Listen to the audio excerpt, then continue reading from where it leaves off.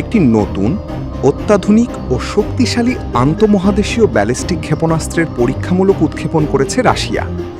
দেশটির president Vladimir Putin পারমাণবিক অস্ত্র বহনে সক্ষম সারমাত অস্ত্রটিকে বিশ্বের সবচেয়ে শক্তিশালী ক্ষেপণাস্ত্র হিসেবে উল্লেখ করেছেন।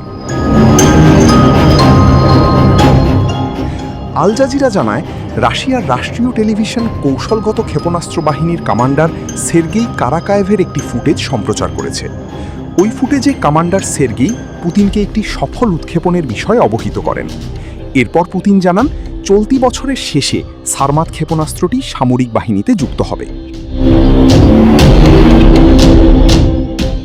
টেলিভিশনে দেয়া বক্তব্যে তিনি বলেন, এটি বিশ্বের সবচেয়ে শক্তিশালী ক্ষেপণাস্ত্র।